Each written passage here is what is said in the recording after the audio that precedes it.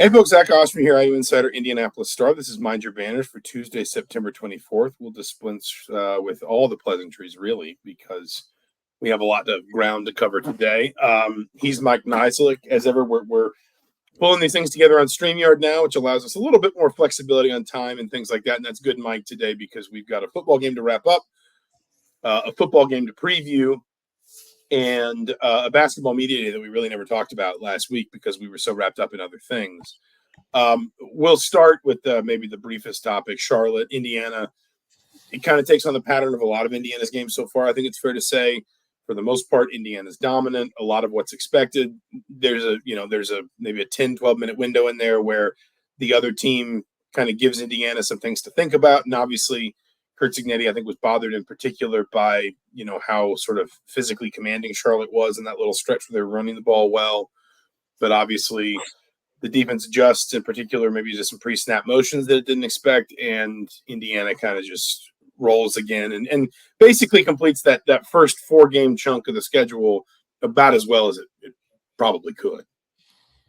Yeah, he used the word swarm, which is ironic because that was what was Tom Allen's thing, right? They had the swarm D. Yeah, I think swarm has become a kind of a defensive catchphrase. But yes, Tom Allen leaned into the. He had signs though that was like the Swarm Awards, right? Like a swarm. Yeah, it was Swarm D. I mean, that was in Kane Womack's Twitter bio for a while. Swarm D. So. Yeah, so didn't like how they didn't like the lack of swarm. But I mean, offensively, mentioned that if they'd kept Curtis Rourke in, they could have probably just kept rolling. They'd scored on 7 straight drives, and then obviously took them out, and that's where the streak ended. But you mentioned the kind of the block of games, the first 4 did what they needed to do, and now they'll have to keep doing it against kind of the in-conference opponents to sort of, I think, earn more credibility nationally and with the fans. I think fans have been sort of reluctant to sort of buy in at this point, and I think they're deserving of having a bigger crowd this weekend, and we'll see if they show up. Hurricane-related obstacles aside, I do think Indiana, at the moment anyway, expects a larger crowd. I think the question, obviously, too, is does the crowd stick around? But I think, I think there's the earning the fans sort of respect piece of it, or whatever you want to say. But I do think there is something to, the confidence Indiana's built in itself through these first 4 weeks in terms of it just feeling like, I asked Curt Cignetti about red zone scoring. I wrote a story about that today. I think it'll be out tomorrow. And he acknowledged, he said, some of it's a function of who we've been playing. So maybe the numbers, tuned down just a little bit. But, I mean, Indiana's outscored opponents 202 to 37. It hasn't turned the ball over yet through 4 games. It is one of the most prolific and efficient red zone offenses in the country, not just in terms of getting to the red zone, but scoring touchdowns in the red zone. You've got, Indiana's already rushed for more touchdowns this season than it rushed for all of last season. In fact, I think any of the last 3 seasons, any one of them, I believe, if I'm not mistaken. So I do think that, I guess what I'm trying to say is that I do think there's something to the idea that they're not just sort of hollow points or hollow victories with some of these games Indiana's been winning, Western Illinois, Charlotte, etc. Because I think they build a certain narrative, a story you can tell your team and you can get your team to buy into, that this is what we are at Indiana. Look at all the success that I've had. I told you if you did what I told you to do, we'd have more of that success here. Look at the returns so far, and you can acknowledge it's going to get harder, and we're going to talk about Maryland in a little bit. But you do still have that ability to turn back to your team and say, yes, but I think Indiana's did they put out it was either a statistic that this is the most points that an Indiana team has scored through 4 games in a season, or it's the most points in the country thus far. The first team to break 200 points. Well, they're the first team to break 200 points, but that's because they had a noon game, and I think that teams followed that. Okay, that's fair enough. But I think it is. Well, it is the most points in a 4-game stretch for Indiana. Yeah. And it's just you're building sort of this level of confidence. It just says, well, this is what we do. This is who we are. So don't doubt yourself when the tests get tougher, because it's not just about them. It's about us. I think Indiana. I think Curt Cignetti has accomplished some of that. Yeah, three other teams followed the 200-point breaking after the noon start. Yeah, but I don't think he's framing it that way. I think when he says, "Look, the competition was less than," I think that's maybe more his message to the team that we still have plenty to prove. And because that's how he's talked about warm fuzzies, which is my favorite phrase he uses, but also he mentioned rat poison, a la his mentor. And so I don't think he wants to sort of say, look at our success. I think he wants to say, look, we've done what we needed to do, but there's plenty of teams that could have beaten Charlotte by a lopsided score. Western Illinois still hasn't won a game. So I think that he's framing it a little differently, and I think he wants to see them do it against the competitions that's coming up, because I do think when he's not lying when he says that three of these four opponents were not very good. How curious? This is a weird way of asking it, but I'm just. I thought you don't like that kind of framing of a question. What? You just got done saying the other day, you're like, why do people say when they ask questions, are you curious? Or I'm curious. Well, I'm about to ask you. I'm about to ask you if you're curious. I thought you were doing a Jiminy Glick. I am curious about your lighting. Are you in the dark? No, I'm just in my office. I don't have like a great lighting setup. There's a lamp over here. So. I don't know what to tell you. Or you're in like some sort of cave. No, just my office. Are you curious? Anyway, I guess maybe the better way to phrase it is, how curious do you think he is about this game this weekend? Because, it's clear he's got a healthy respect for Maryland. I mean, he name-checked a larger number of players, like when we were kind of asking about Maryland, like there was a lot less, the quarterback or the defense and a lot more him knowing, specific guys to be concerned with. Maryland has looked good. Obviously, they lose at home to Michigan State. But in general, Ty Felton's been outstanding. Billy Edwards, their quarterback's been really good. Signetti talked about kind of knowing him because he recruited him to James Madison. I just get the sense that Signetti, I think his first concern is wanting to win the game. But I sort of get the sense he's also just intensely curious what his team's going to look like in this game, because I think, again, we sort of talked about the way this schedule unfolded, and these first four games were kind of like hey, if Indiana can go 4-0 here, that's going to be outstanding. And maybe it's going to prove some things that at least at the baseline, this team can be good to a certain level. And then those next two games kind of help determine exactly what that level is for the second half of the schedule. And I think this is the game more so than Northwestern, as things have played out so far this season across the Big Ten. This is the game that I think Signetti maybe, privately circles in his own mind and says, I'd really like to know what my team looks like against Maryland, because that maybe creates a certain level of, I don't know if it's expectation for him, or I don't know exactly how he'd classify it, but a certain level of maybe sort of recognition as someone who's been a head coach for a long time of, okay, this is the level of the team that I've got here. This is what they might be capable of.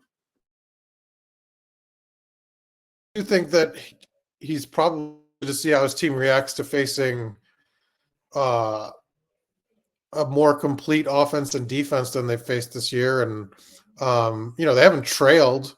So, I think if they face some adversity in this game, how does his team respond? The closest thing to adversity really this season is Charlotte making it, what was it, 17-13, 17-14? Yeah, they answered the two scores. It was 10-0, 10-7, 17-7, 17-14. So basically, Charlotte answered 17-14. And then the game, you never felt that their offense or their defense could stop Indiana's offense. So how much adversity was it really? And then obviously they didn't, and it was a blowout. They didn't score again. I think facing adversity is important for a team. And so I think that's maybe he'd be interested in seeing, look, if Maryland, Billy Edwards comes out, if they're down 2 scores or something in the first half, what happens? To me, that's sort of, I think, what this team needs to answer. Can they handle a little bit of that? Because, obviously, I don't know. I mean, they're not going to go 12-0 and never trail this whole season, but maybe that'll be a freezing cold take at the end of the year. But it doesn't seem likely. And so, what does that look like? What does this Indiana team? How does this team respond?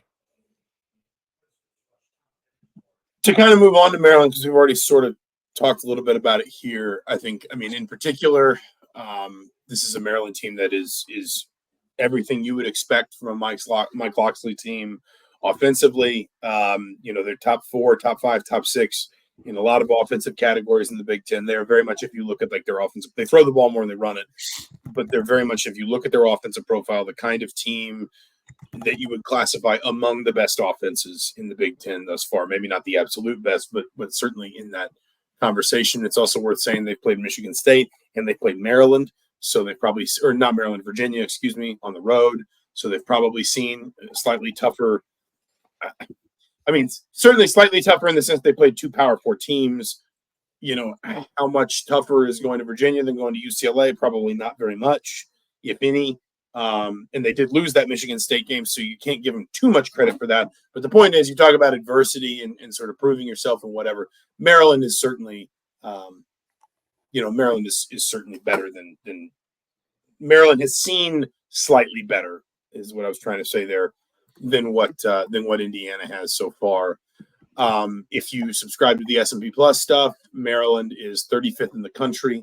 Indiana, by comparison, is 30th.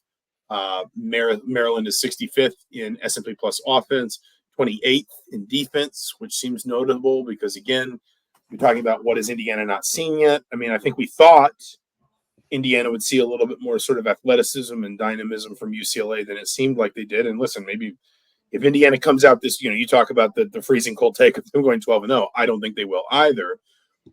I said 12-0 and never trail. Never trail. I don't think we would call you for that being a freezing cold take. I think we would have suggested that at best you got that out of like a walk-in freezer at a gas station. Like, I don't think we would, we would say anyone really could have seen that coming. Or could anyone really have seen that coming? But my point is, we thought Indiana would get this sort of like athletic test, offense, defense from UCLA. It did not bear out that way. Maybe that was UCLA. If Indiana comes out and wins 42-19 or 42-13 rather in this game, then maybe it is just time to start taking Indiana more seriously. But my point here is, when I was pulling together my preseason predictions, actually one of the teams that I kind of looked at as sort of like a model for Indiana's season this season was Maryland last season. Maryland went 7-5 and won their bowl game. And they played probably a slightly tougher schedule than what it seems right now, like Indiana has between now and the end of the season. So I kind of said I thought Indiana might win one more game than Maryland, but I kind of saw a similar profile of team, and I still sort of do. When I look at this Maryland team, there's athletes, there's a clear identity and direction on offense. There's a roster that's done some winning. It shouldn't, at programs like Indiana and Maryland, they're always kind of fighting to, sort of clawing their way above 500 and into the bowl picture most of the time. That habit's not a bad thing to have, and Maryland's got it. And Maryland's won in Bloomington in its most recent trip here, and it's frankly, the series has been kind of lopsided the last 2 or 3 seasons. So I just think in a lot of different ways, this feels like almost a canary in the coal mine game, like few others Indiana's got left on the schedule, just in the sense that, like, for example, with Nebraska, Indiana's already going to have played Maryland. So I don't think we're going to look at Nebraska and say, oh man, Indiana could prove a whole different level if they win this game versus if they lose it.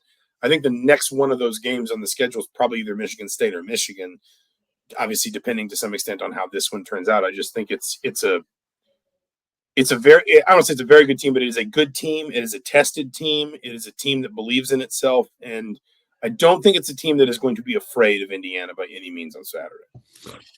Well, yeah, and I think the key, we've talked about kind of they've allowed very few explosive plays. If you look at Ty Felton's numbers, he almost has more yards than he had all last season. They're nuts. I saw them yesterday, and I thought, like, is that a mistake? Am I looking at like his career numbers? 40, but through 4 weeks, 41 catches, 604 yards, 5 touchdowns. Has had 100 yards in each game. 6 catches of 25 yards or more, 16 of 15 yards or more, averaging 14.7 yards per catch. That's a type of receiver that Indiana has yet to face this season. D'Angelo Pons obviously will be in for the whole game, and they did get quality reps from Jamari Sharp when Pons was sitting for the first half for his targeting suspension. Jameer Johnson has played well this season. But this will test the secondary like they haven't been tested. This is a kind of athlete, a kind of guy that could blow the top off the defense that they just haven't seen. I'm trying to I looked the other day about how many long passing plays they've allowed, but it's not many. They've only allowed one. You're talking about Indiana, not Maryland. Yeah. Indiana. I only bring that up because when we flip to Maryland's defense, explosive plays have been a problem for Maryland. So, I got you. Indiana's only allowed one play of 30-plus yards in the passing game all season, only 4 of 20-plus yards, tied 4th in the country for that 30-plus yard mark. So, obviously, haven't allowed very many explosive plays. And I think that's going to be kind of a key. And obviously they can get pressure because I think part of Ethan Garber's problem against UCLA is they just rattled him to the point where he had a clock in his head and couldn't look downfield. Can they do that with Billy Edwards? I'm not sure how many sacks Maryland's allowed this year. Here's where it kind of gets interesting because Maryland has been one of the most explosive teams in the conference. I think they're first in plays of passes of 10-plus yards, third in passes of 20 and 30-plus yards. They've only allowed 4 sacks. They are last in the conference in tackles for loss allowed. So I haven't been able to watch a ton of Maryland. I'm not sure how that circle gets squared, that you can be that good in pass pro. Clearly most of those TFLs are coming in the run game. And again, Maryland does not run the ball very much. They have some experience, Roman Himby's back there, but they are not a rushing team. And if you're Indiana, I think one of the questions you're going to want to make Maryland answer, because Indiana is second in the conference behind only Michigan State in sacks. They've got 12. Indiana is second only behind Michigan State in tackles for loss. They have 27. Maryland has not allowed sacks this year and has created explosive plays in the pass game in particular, yet they really have not blocked the line of scrimmage well as a broader rule. So I think if you're Indiana, one thing you'd like Maryland to answer, one question you'd like Maryland to answer is, can you block a defense that is as disruptive as this one, Indiana's so far, as well against the pass as you don't really seem to against the run, if that makes sense. I guess I kind of turned that into a double negative, but you know what I'm saying. Like, Maryland has weirdly allowed a ton of tackles for loss, but not very many sacks, and clearly created some pretty positive explosive plays in the pass game. I think what Indiana would like Maryland to prove is against, a pretty good front. And I'll go look up the game log for that Michigan State game, because I'm curious when, what that Michigan State game looked like for Maryland from a pass protection perspective. You clearly struggle to block the run. Can you still block the pass against a good Big Ten opponent in that regard? I think that's going to be the question for Maryland that Indiana would like to pose. Yeah, that Michigan State game, they gave up 13 pressures and 1 sack, according to PFF. So not terrible. Edwards had 1 pick in that game. Maryland, by the way, is also really good in the turnover game. I think they only have 3 turnovers committed and 10 forced. So, they're very good in that area too. Yeah, and Indiana, like you mentioned, one of 3 teams now that hasn't allowed a turnover in the country, or 4. I think it's 3 or 4. Either way, but chat. But either way, yeah, your point. Indiana's pass rush kind of had its quietest game last week, but that backup quarterback, they were trying to design plays to get the ball out fast. There wasn't really any moment where Indiana, Louisville, Georgia, the only teams that have not lost a turnover. Sorry. Indiana, Georgia, and who? Louisville.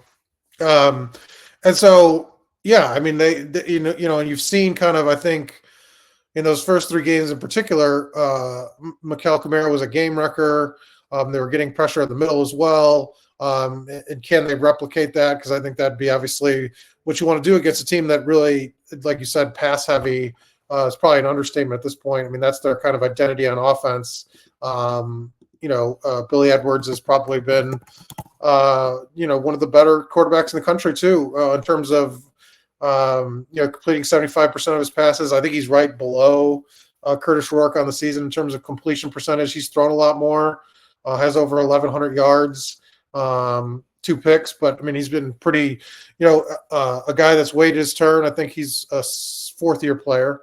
So, obviously, got some work. I thought it was interesting that they used him in short yardage and red zone situations last year, and he had a lot of success running the ball. And he had 3 career starts coming into the season. So he's got, as Kurt Cignetti said, he's got some experience under his belts, not quite as much as Curtis Rourke, but he knows what he's doing back there. And I think to get back to sort of the question of like what Maryland is and all this stuff, like I think it's also worth pointing out Edwards has been really good in what are supposed to be tougher situations. So he is 22 of 29 on third and anything longer than 4 yards to go. He's 6 of 7 on third down and 7 to 9 yards. He's 7 of 11. Are you using CFP stats game log? Or I am. You taught me now. You showed me the way. He's 7 of 11 and third and 10 plus. He's completing 77% of his passes for 285 yards on third down. If you look at passer rating, he's not as good on third down as he is on first and second, which actually Curtis Rourke, I believe, is better on third down than he is on first and second. But, the point is, like, you look at Maryland's statistical profile anyway, and they don't look like the kind of team that would be bothered if you forced them into some second and long, even some third and long. Obviously, if you're doing it all the time, you're probably going to have some advantages.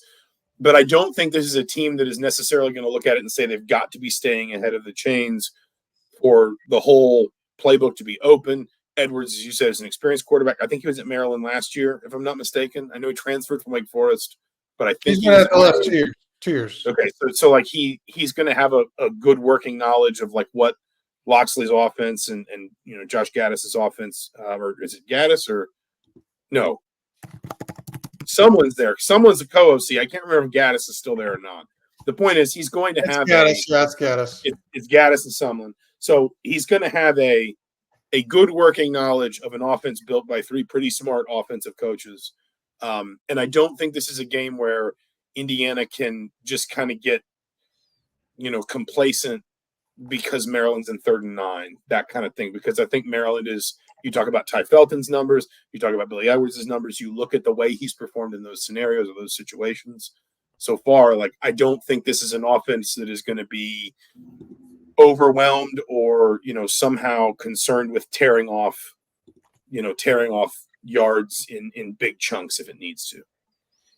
What do you think about the line? It's minus 6.5, -7 at most places, and Indiana's favored. So it opened at -9, which Yeah. means it's come back. And I've never understood like the dynamic of how the line changes if you just bet Maryland to win versus how the line changes if you bet, Maryland and the points. So like you think Indiana's going to win, but you think Maryland is going to finish within the spread. Like I've never understood like exactly. I'm not a big gambler. So either way, the point is it's clear that like the line has pulled back a little bit on initial forecasts. Well, could you imagine the shift from last year? I mean, obviously it's a different quarterback, but I mean, you were at that Maryland game where Indiana got destroyed. Yeah, I mean it was like 37-7 or something. 365 days later, and they're favored by. I mean, that just shows you how much everything's changed. But I thought it was a little high, just in terms of even a touchdown. That seems lofty, but we'll see. I don't know. Obviously, a home team's going to get some measure of just kind of like a token, not a token, but a little bit of a head start and that kind of thing. And I think, listen, I think the flip side is if we were sitting here, in the Maryland version of this podcast, and we were talking about Indiana, we'd say, well, we're not sure who they've played yet. They have played a conference game on the road and won it handily. But I think it would be within anyone's right to say, even if Indiana was like 15% worse than what it's been, it would still be an awfully formidable team. Like it would still be a team that if you were Maryland or a Maryland fan or whatever, you would be concerned. You would be sort of like, how are we going to handle this? How are we going to beat this team?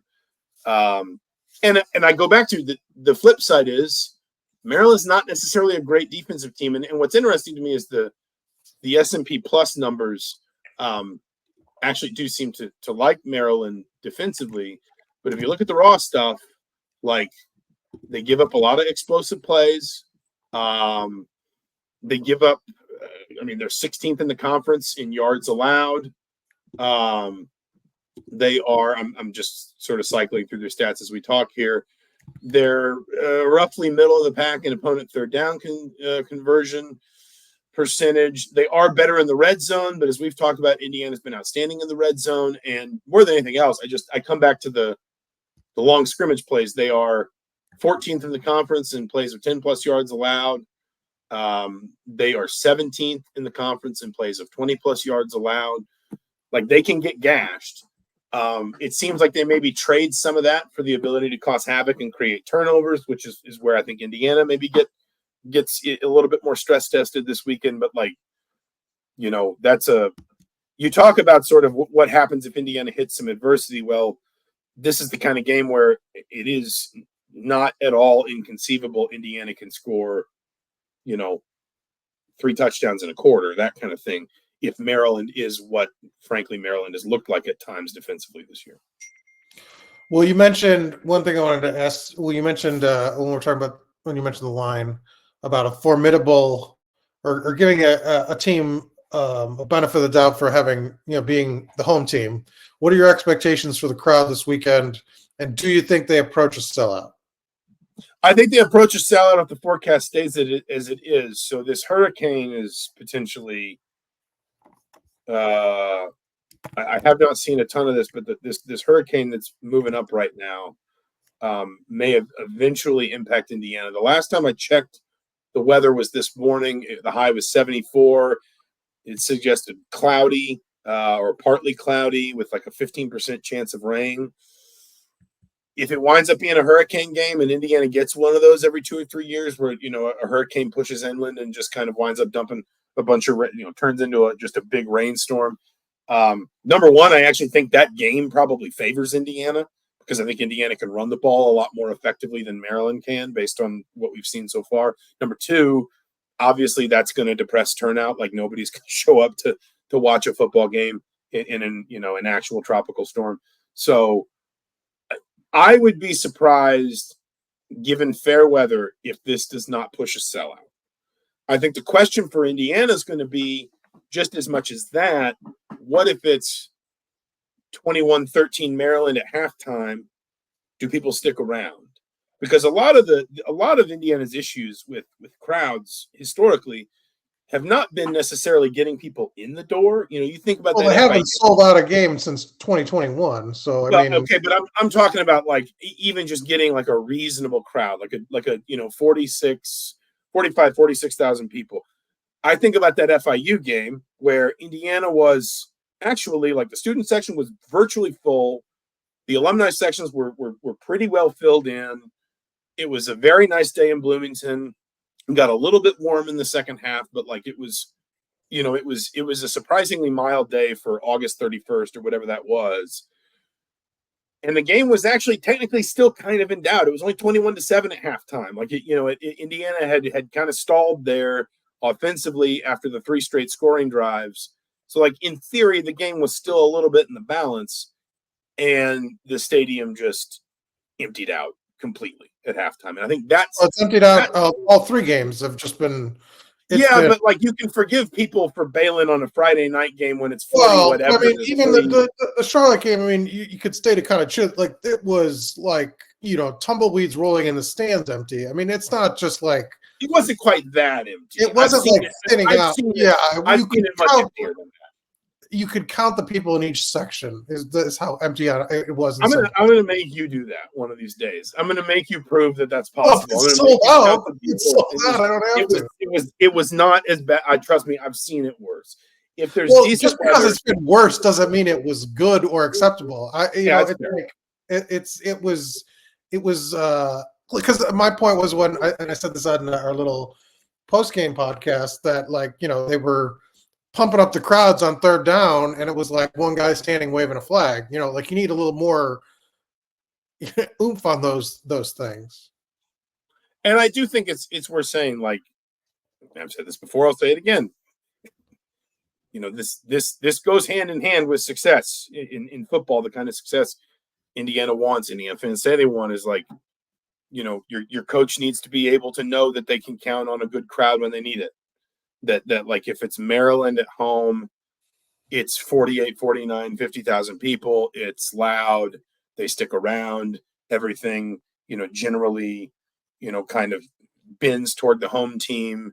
Like you talk about, I mean, like what's a not even an elite home atmosphere. What do you think's a good home atmosphere is worth in college football? Like it's got to be at least 4 or 5 points, right? Like a good one.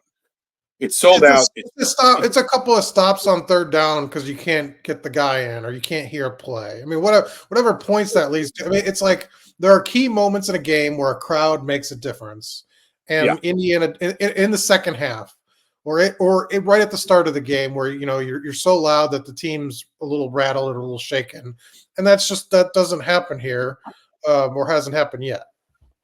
And the other part of it too is Indiana fans got to at some point have got to stop saying, "Oh, I'll do it next time," or I'll make sure somebody else gets my tickets, or something like there is this element of just sort of at a certain point, if you want it, you've got to make it happen. I think the way I wrote it after the FIU game, and I wrote something that I thought anyway was fairly critical of sort of attendance and fan behavior around all that stuff.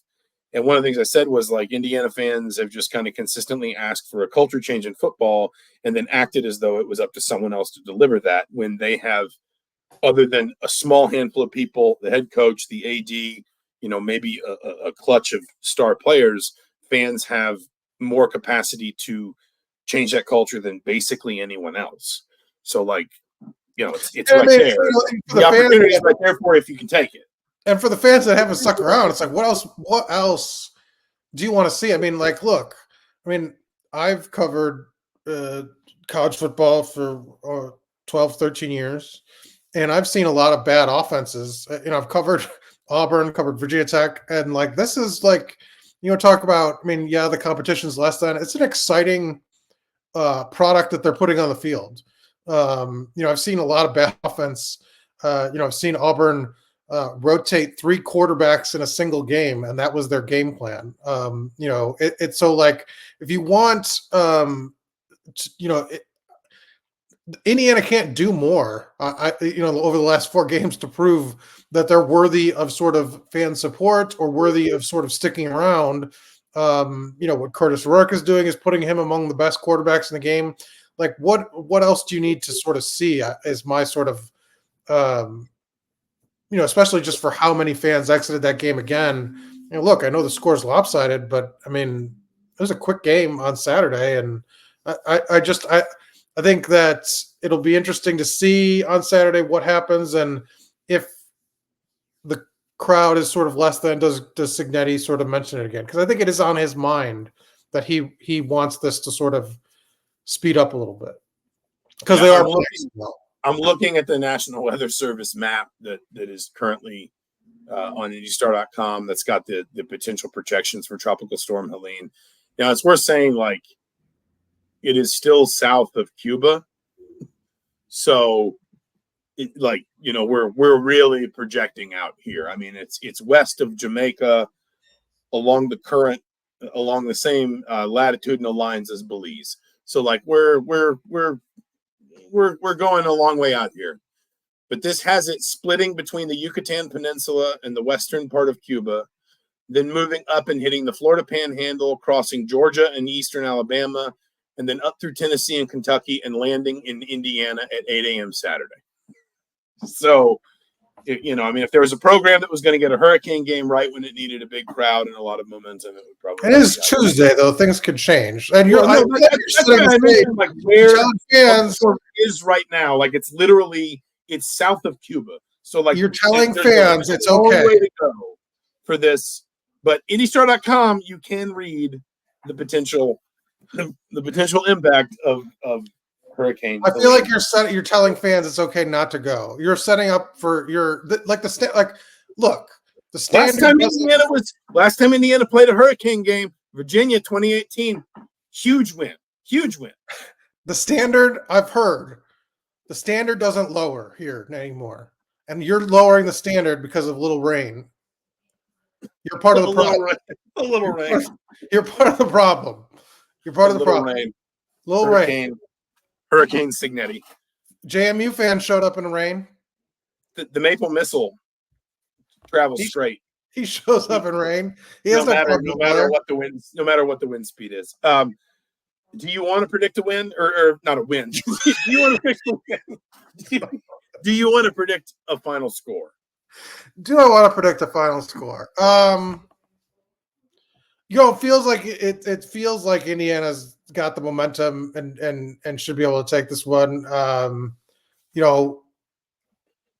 But like you said, there's that you're like gun shy to pull the trigger on it just because of what this is. Such a, I think, a bigger test. But I mean, I don't know. Do you think this is one of the top 4 teams on Indiana's schedule?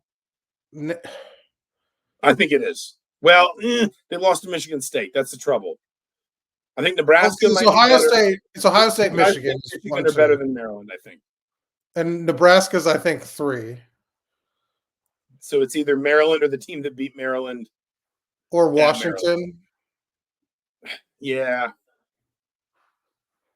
I'm not sure if they're top 4. I mean, but they might be. I mean, they might genuinely be. Like, it wouldn't shock me if we got to the end of the year and we found out this was Indiana's 3rd or 4th toughest game. Well, because I think they've answered the big question mark of can they replace the quarterback, Taglioli. So I mean, it's like they've answered that question, and I think their roster is where it's been at the last couple of years, where they've been a bowl, perennial bowl team. So it's not a bad team. It's on the top half certainly, and like you said, I think it's on the cusp of being kind of in that group that you'd kind of classify right after. I think Nebraska might have just a better roster this year, but I guess I give them the edge. I don't know what I'm not there on the final score yet. I mean, did you predict them to win in your list of wins? I predicted them to win. But you had them losing the UCLA game? No, I had them beating UCLA and Maryland and losing to Northwestern, which I obviously would consider reversing some of that now. I do think it'll be higher. Because I think they're gonna just crush Northwestern. Are we both in agreement on that? I mean, that's another one where like the weather can just turn so weird. Like barring the wind pushing the ball backwards every time they try to throw it. I mean, it just feels like that game. I think they should win that game and possibly win it with some comfort. And you can't even really say like, oh, but it's the Big Ten on the road. Indiana's going to prove it because they already have. I think they'll win. Because I feel like if you're predicting them to win, you're predicting them to go 6-0, which is just a wild sort of. Yeah, no, that's really quite something for this program. I don't know if they've ever started 6-0. Wasn't it the Rose Bowl here? Well, the Rose Bowl team. The Rose Bowl team. Let's see, 1967 Indiana football season. That team lost to Minnesota after starting 1, 2, 3, 4, 5, 6, 7, 8-0. So that's probably my historical knowledge just outshined you. That's the 45 team, which is the only other team to win 9 games in a season. Is the only team in Indiana history to go undefeated, but they tied their second game of the season 7-7 at Northwestern. So they won one. I did, yes. It was at the same stadium, actually. It was at something called Dyche Stadium, which I guess was Ryan Field. I guess that was Ryan Field. I think that's how old that stadium was. But the point is that's the only Indiana team to go undefeated in a single season. 8-0 is apparently the mark for the perfect start to a season. I think Indiana will win. Again, this is another one where weather could be weird. I actually think if there is like a hurricane blowing through southern Indiana on Saturday, I think Indiana's going to win, and I think it's going to do it in front of 10,000 fans. But I think it's going to win because Maryland can't run the ball. And I don't see a world where in a game like that, either team passes the ball that effectively. and Indiana will just rotate those 4 running backs and just pound Maryland into submission. I think in all likelihood it's going to turn into a shootout, and I have a little more faith in Indiana at home with maybe a few more weapons than Maryland has, because that's the other part of this is like if you're Maryland and you're getting ready for Indiana, if you're Indiana, you're looking in like Ty Felton's really good, but if you're Maryland, you got 3 or 4 receivers there that you need to worry about, and that's before the possibility of like somebody like Donovan McCulley having a day like we know he can. Obviously, he's been not playing as much, but we know what he's capable of against sort of mid-level Big Ten competition. And I also just think that while Maryland has maybe been in some tighter games, Indiana's probably the team that I trust to score for fun a little bit more if it turns into like a 48-41 kind of game. So I would pick Indiana. I think I had them by like 6 or 7 in the preseason. I wouldn't go much further than that. If Indiana wins this game the way it won the UCLA game, I think we might need to start changing the conversation around what this team is capable of. But I'm not necessarily expecting that to happen either. Playoffs? Is that what you're saying? Are you is that what NFL playoffs? NFL. The wild card. Could Indiana beat the Jaguars? Playoffs? Let's finish up. We talked a lot more football than I expected to today, but I do want to touch briefly on IU Basketball Media Day. Big Ten Basketball Media Days will be in Chicago next week. We'll both be there. I think we might podcast from both of them if that works for you, if that sparkles with you. Well, if we're going to do it live, not if we're going to do this non-live stuff, because you were scared of taking audience questions. No, stop interrupting me. Excuse me. Did you not get the? No. In all seriousness, we'll talk more about the bigger takeaways from men's and women's there. But I think, in particular, I was curious for. We're curious. You're curious around. Very curious. The men's program that I think is permeating kind of everything right now. Mike Woodson talked about playing smaller. He's talked about that in the past, and he hasn't. The difference is it's pretty clear the way he's built this roster is he's determined to, like, he's kind of left himself no option but to play smaller outside of probably starting Malik Renew and Umar Ballo together. I think all of his other lineups are going to have to be smaller with, Mackenzie Mbako or Luke Goody at the 4. For the most part. It's also permeating recruiting. We have heard recruits, Trent Sisley and others talk about, feeling like when they watch Indiana, they're seeing an Indiana that's a little more guard-oriented, playing faster, playing smaller, more up-tempo, et cetera, more offense-minded. I'm just curious, allowing for a certain level of, believe it when you see it skepticism around that, do you think that is something that Indiana's capable of, and does that change your outlook on this team at all if we can assume for a moment that Indiana can do some of what Mike Woodson's talking about? Well, I guess I'll go backwards a bit what you said. Like, I don't think you can make any long-term projections. Like, just because they're practicing small means that that's their future, because the way this roster is built as of now, you're probably going to have to replace 6 or 7 guys again at the end of the year, and you could end up signing, the complexion of the roster each year could change just based on what transfers you bring in. So I don't know how you make. Yes, they might sign a few more freshmen, this year. But I think it's the idea of what you're pitching to someone like Jalen Harrelson, who wants to be kind of that guard wing hybrid. Right, but how does the pitch? But if you're building your roster year to year, which they're kind of going to have to do, because you're going to lose 5 or 6 guys. So how do you say? And you're going to go, and you're going to go for the best players. You're going to go for what's available. So it's like, yes, ideally, I think that's might be what they want to do. I don't understand how you can project that out just based on the fact that this is a team that's going to need to replace maybe not quite as many, but 5 or 6, right? Based on if people leave for the NBA. Yeah, I think you're looking at another like instead of 7 to 8, 5 to 6, and that's a lot of production. And so I think it's hard to sort of project that out. I think this year that's probably the goal. And that's probably, based on Omar Ballo, minutes per game. What is he? He was much more in the 25 to 28 minute range at Arizona. I don't think he's going to be playing Kalel Ware minutes. Certainly not Trace Jackson Davis minutes. And the thing with Ballo is we've got 4 years of evidence. Like that, he's someone who is more effective if you keep him in the 25 to 28 range rather than playing him 35 or 36, which is where Trace was for a lot of his senior year and certainly where Ware wound up. Yeah, I mean, they struggle. I mean, Ware, for all the kind of the talk in the preseason about effort and thing, I mean, he 8 minutes and, easily played those minutes. And so looking at Bell now, his highest minutes per game was 27.6 as a junior 2 years ago. Has never cracked 30 minutes per game.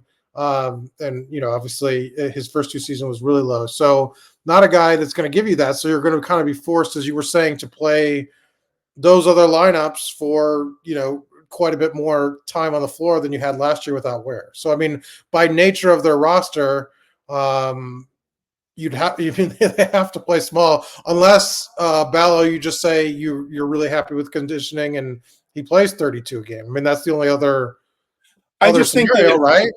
I think of Umar Ballo, and I'm not criticizing him. I think there are players that are just better when you don't ask too much of them and you allow them to focus their energy on a small. And this is all sports. You allow them to focus for example, there's a reason why some pitchers are better as relief pitchers than they are starters. And it's not a perfect example, but this is not a criticism of Umar Ballo. Please understand. I'm just saying, we've got 4 years of evidence of him playing high major college basketball. This isn't like wondering if Indiana can unlock something in Kalel Ware or if Parker Stewart's ready to take the step up or whatever. We've got 4 years of Ballo playing first at Gonzaga and then big minutes at Arizona for 3 years. And all of it says he's better if he's playing a certain number of minutes. And what's striking to me, and we talked about this, I think, in a podcast back in the spring, you say you really have no choice. What's interesting to me when Woodson talks about this and why I'm a little bit more inclined to believe it's coming is Woodson left himself no choice. He went out and built a roster. He got Ballo to give himself that dominant post presence because Malik Renew is a really good post scorer, and they're going to ask him to sort of diversify his skills at both ends of the floor, but he can't protect the rim the way that Woodson clearly needs the rim protected in his defense in the Big Ten. He's just not big enough, and that's not his fault. It's just the player he is. So they went out and got Ballo to just sort of give them that, that basically the player that when he's on the floor is almost certainly the best player on the floor on either team 6 feet and in, at both ends of the floor. But then beyond that, they didn't get another big until after they brought McKenzie and Mbako back, added Luke Goody, added Miles Rice, added Kanan Carlisle, signed Bryson Tucker. Then they go and get Langdon Hatton. And I'm not saying Hatton won't have a role to play with this team, but if you wanted to talk about playing small and then play big all winter again, then you go get another big after you get Ballo. And after they got Ballo, all the focus, all the attention goes toward guards and wings. And it's not until they fill those buckets up sufficiently that you feel like you've got at least enough pieces. Will they be good enough? Will they shoot well enough? Whatever, we'll see. But it's not until you fill those buckets up that you go back and say, okay, let's just go make sure we have enough post depth with a Langdon Hatton, with maybe a Dallas James, because you never know who's going to be out for 6 weeks or tear their ACL or whatever. Yeah, and I just looked it up. He's only played in the last 2 years 30 minutes in back-to-back games 3 times. So, you can kind of see, instead of talking about having to, go small or use smaller lineups 7 minutes a game, you're talking about, upwards of 15, and so I think by the nature of that, it will be more. And the irony of it is that, they left themselves a little bit shorthanded, a lot bit shorthanded at point guard last year. If Ballo were to go down, then you're all small all the time, essentially. I mean, really. I mean, then you are probably doing your Illinois impression from last year, where Illinois was playing, guards and wings just all over the place and trying to outscore people. And guess what? That can work. Especially if Malik Renew, Malik Renew shot, I think, 33% on 45 threes last season, something like that. Yeah, it was a low volume, but he was. But I mean, it was so Renew goes from 2 of 8 on threes as a freshman, when obviously he's not shooting them very much, to 15 of 45 last year. He was only 7 of 27 in Big Ten play. He was 9 of 30 against what Ken Pom calls tier A plus B competition. So like the better teams you're playing. I mean, if like the volume ticks up a little bit and the accuracy ticks up a little bit, for someone like Malik Renew, that becomes a weapon, because he starts to, his defenders feel like they can't let him stretch the floor. If you had to play Renew for extended stretches at the 5 with Langdon Hatton and Dallas James backing him up, you would give up a lot defensively and rebounding, but your best option there would probably be to go, either 3 guards or 2 guards and 2 out and out wings with Renew in the 5, and just try to outscore people essentially, and just sort of say, quickness on defense, quickness on offense, playing fast, shooting a lot of threes. I don't think that's necessarily that's certainly not what Mike Woodson wants. But yes, I think if suddenly Indiana's in a situation where Oumar Ballo's out for, a month, there's not a ready-made replacement there, you would be talking about, at least in theory, more of a like a style change. And Indiana really didn't. I mean, it was limited. They didn't really figure out exactly what to do with that last year. They started Anthony Walker in the Illinois game when Kalel Ware was hurt. I know the Kennesaw State game matters a little bit less, but they started Peyton Sparks in that game. The other game where he was hurt was the Wisconsin game. They started Sparks in that game. So, I mean, they sort of stuck to the idea of 2 bigs, at least to start in those games, and they never really figured them out. They lost the 2 in Big Ten play, although they did, that Illinois game was close kind of throughout, and then Illinois pulled away in the last minute. But like I said, I just and this is really reiterating something we talked about in the spring, and we should close this up here. People aren't used to us talking at them for this long. The one reason I am a little bit more willing to give Woodson kind of the benefit of the doubt on saying he wants to play small this year is he's just kind of built himself a roster where I think he's left himself very little choice a lot of the time, and he seemed to do that with eyes wide open. So we'll see kind of where it goes. Any final thoughts? Do you want to shut this thing down? Just end the podcast. It's done. Yeah. In terms of takeaways from they talked. I don't know if you talked to anybody about sort of team chemistry and team building. They said they did. There were some pictures of some of the things they did on social media as a group. That was more of a focus this offseason, maybe as a way to sort of avoid the disjointed start in terms of like team chemistry, and sort of just because they've had to rebuild this team, essentially 3 years in a row. That was something that a lot of the players talked about in terms of getting to know each other a little bit, which I don't. They said they just didn't do a ton of last year. Not that they didn't hang out outside the court, but that there was a more concentrated effort from the coaching staff down to be like, look, we need to get these guys acclimated better than they did last year. And I thought that was interesting, just because this is the sort of second straight year where they've just sort of had to blow up the roster, and 8 new faces and. I think even more fundamentally than that, like I think this is just going to become more commonplace. I think you have to get better at that. Like I in the portal era, and if you want to be recruiting at the level in high school that Indiana, in fairness, has been recruiting McDonald's All-Americans, guys who could be 1 and done, could be 2 and done kind of players. In this era, you just can't count on the idea that you're only going to lose 1 or 2 guys in an off season. I think it's going to be the outlier for teams like Indiana, where it's like the years where you don't have to. We have like a group of nucleus coming back. That's your team. I think otherwise you're probably going to be doing 5 a year, essentially averaging. I mean, I think that's the future for a lot of programs. I'll be honest. I think 4 or 5 new meaningful contributors every year is probably just something to expect in this era. That's my opinion. Maybe revenue sharing balances some of that out as time goes on. We shall see. He's Mike Niziolek. I'm Zach Osterman. This has been Mind Your Banners for September 24th, 2024. We will be back this weekend. Come hell or high water from Indiana football's perspective to recap the Maryland game for you. But between now and then, indystar.com/sports, heraldtimesonline.com, all those good sources for your IU sports news. Thank you so much for listening. We'll talk to you soon.